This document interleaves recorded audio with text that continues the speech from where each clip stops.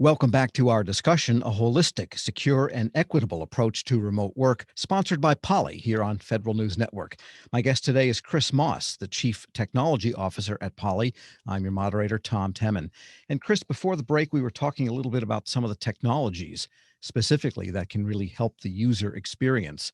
Technologies that adopt to people in remote work situations, maybe alone, maybe also in conference rooms with other people. And that remote experience, I think, needs to come a long way for most organizations based on what they have installed now. So let's talk about some of those elements that Poly brings to the table here with respect to just good audio and video that lessens fatigue. Yeah, sure. I think we mentioned in the previous segment, we put a lot of AI and machine learning into our devices, and one of the examples that's very popular with users right now is something we call an acoustic fence, which puts an acoustic barrier around the user. So many of us have pets at home. I have a black lab. Her name is Josie, and she tends to bark a lot. But with that acoustic fence around me, I am much less anxious, right, during the day of distracting the meeting by having my dog bark, right, because it's really blocked. And inside of that acoustic fence, I may even generate more nuisance noise for the meeting, right, if we don't watch it, right. And so we have another layer that we call noise block that stops nuisance noise, like banging on a keyboard and those types of things. The other benefit of that acoustic technology is I don't have to put myself on mute as often. Which means I don't forget to take myself off mute and look senile all day long when people say, "Hey, you're on mute." So simple things like that really make a difference when it's something you're doing all day, every day, and so very important to the user. Just out of curiosity, how does the acoustic fence work? Is it based on triangulating the direction from which sound is coming, and it knows it's not the primary speaker? Yeah, so it's a combination of where we place the microphones within our devices, as well as the sort of physical field of view, if you will, of the sound. And then, the AI and the machine learning software that triangulates that to make sure that we're only capturing noise within sort of this bubble of the user and where the user is focused. Interesting. And what about the video quality? Because that's can be a problem. In group meetings, there can be distractions, fans spinning, or people that are backlit and so forth. And most of the systems you see, especially desktop or laptop computer cameras, are just don't have the wherewithal to counteract those effects. Yeah, Tom, this has been a big part of what we've been helping users with over the past year, right? You're right. Like, I don't know why laptops cameras are not great. Maybe it's because laptop screens are so thin. I don't know. But having the ability to look professional and be confident in the way you look is super important to users. Again, when you're doing something all day long, right? So having that professional grade and quality makes a big difference. Making sure that the camera can track you. If you do get away from your desk and say you're at in a training moment, right, and you want to be at a whiteboard, right, having the AI software ability to track the individual user. And the other dynamic that we saw during the pandemic, again, goes back to this desktop video, right? That's how knowledge workers really wanted to connect and stay productive. And they like these smart galleries where they can see everyone very clearly on an individual level. Now, as we're returning back to office, and you get inside of a conference room where people are sitting, right? Well, we can group frame around their users in a room so we don't waste space, or we can track the active speaker. But people are really excited about this gallery view. And so the ability now for cameras in rooms to track individual faces and working with our platform partners, present those individual faces that might be sitting in a group setting back to the far end users as individuals again, so that they can, just like the people in the meeting room, see everyone individually and really connect and understand how those people are reacting to what they might be saying or what they're sharing. And that really gets to the idea of that equitable situation, because if the people Yes. at home are not in that room and all they see is the gallery view, then the people that are together, perhaps in multiple bodies in a room that's remote, they too are part of the gallery and not one pane with six people tiny in it. Exactly. Exactly right. That's correct. And that's a choice for the users, right? So they could have it in group view, but if they prefer this gallery approach, then again, that's an option for those remote users.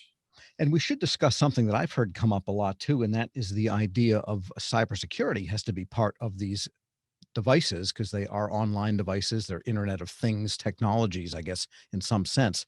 That and also Buy American figures into acquisition, especially of large quantities of these. Does Polly address those two topics? Absolutely, yeah. We cover the gambit, right, of all the security um, testing and certifications that are required by federal and government agencies, including where these things are developed and manufactured. Obviously, that's a big sign of the times today with chip shortages and things like that. So obviously, it's a big investment on our part to make sure that we have the right models in place for our federal agencies. We have different models that don't have radios, go, way beyond the requirements that are needed to participate in these types of environments for sure. And what we also discussed earlier, a third element in this, that is people are at home, that's one element. People are in their office, that's another element. Then there is the idea of the shared remote workplace. And this is something the government experimented with government owned facilities a number of years ago, never really took off very well. Today, people are buying in mass quantities to the idea of remote work locations that are neither the headquarters nor the home, and what are the implications for equipping those places so that people have this again holistic type of experience that matches everybody else. Sure. Yeah, I think anytime you have this type of disruption, right, and the pandemic, was definitely that, but it gives you an opportunity to really think differently and innovate, and sort of innovate your way through that, and so that you're not doing the exact same thing coming out the other side, and with the population shift away from campus to remote, obviously real estate is an expensive asset, and so how we refactor that post pandemic, there's a lot of opportunities, right? So again, people are looking to redesign offices. If I'm a user and I work from home, when I do go into the office, I want to be able to do something different. I want to be able to collaborate with users that are there in a different way, right? So maybe I build out larger meeting spaces that have more of an agile setup for teams to come in and do,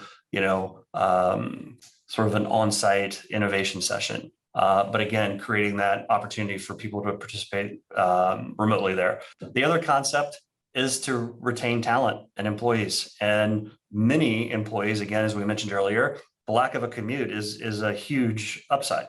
And so as they're coming, some businesses and organizations want users to come back in, maybe they build more local community hubs to try to defeat that commute. We've seen obviously the shared spaces and how those can work for individual meetings and individual work. If you do have a specific meeting or opportunity where you don't want to be at home, maybe where you're distracted by others in the house. I mean, that never happened. And then, of course, people need better tech in general, better devices, no matter where you are.